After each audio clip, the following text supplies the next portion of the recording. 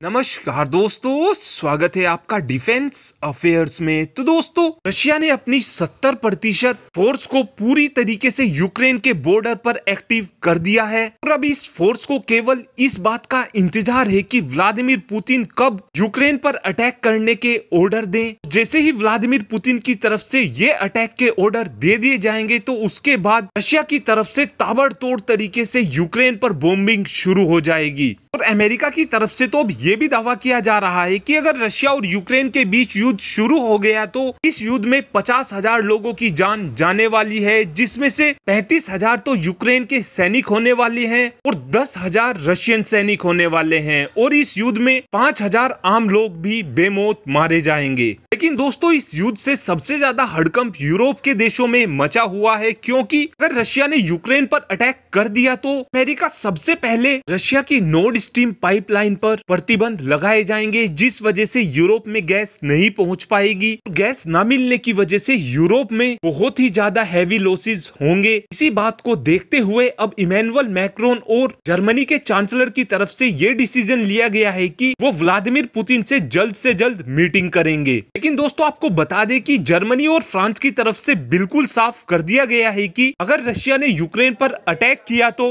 हम पूरी तरीके से यूक्रेन का सपोर्ट करेंगे। दोस्तों, साथ साथ आपको ये भी बता दें कि रशिया ने 83 टैक्टिक बटालियन के ग्रुप को यूक्रेन के बॉर्डर पर तैनात कर दिया है। तो दोस्तों, आपको ये भी बता दें कि जनवरी के महीने में रशिया की तरफ से यूक्रेन के बॉर्डर पर 60 टैक्टिक बटालियन को तैनात किया गया था और एक टैक्टिक बटालियन में 750 से 1,000 सैनिक होते हैं। और अब रशिया ने साइबेरिया से भी 14 टैक्टिक बटालियन को यूक्रेन के बॉर्डर पर बुला लिया है। और साथ साथ रशिया की तरफ से ये भी बताया गया है कि वो यूक्रेन के बॉर्डर पर 110 से 130 टैक्टिक बटालियन को तैनात करने वाला है। लेकिन दोस्तों, सोचकर देखिए, पहले से ही रशिया और यूक्रेन के बॉर्डर पर 1.5 लाख सैनिक तैनात हैं और अब रशिया की तरफ से अगर अपनी 130 टैक्टिक बटालियन को तैनात कर दिया जाता है तो 1,30,000 सैनिक और ज्यादा यूक्रेन के बॉर्डर पर एक्टिव हो जाएंगे, जिस वजह से 2,80,000 सैनिकों के साथ रशिया की तरफ से यूक्रेन पर अटैक किया जाएगा।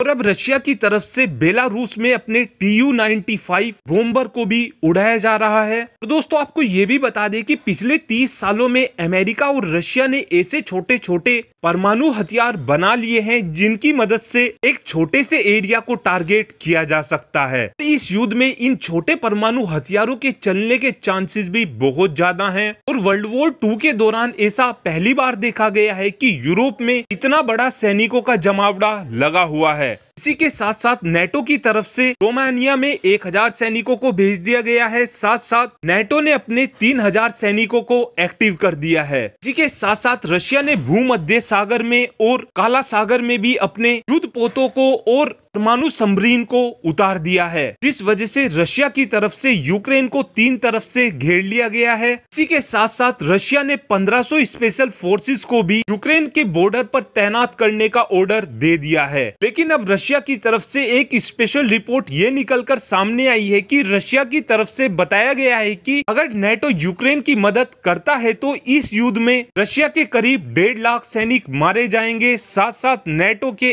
1 लाख सैनिक मारे जाएंगे और यूक्रेन पूरी तरीके से साफ हो जाएगा। लेकिन अब ये देखना अहम होगा कि रशिया और यूक्रेन के बीच में नेटो कूदता है या फिर नहीं कूदता। Thanks for watching this video.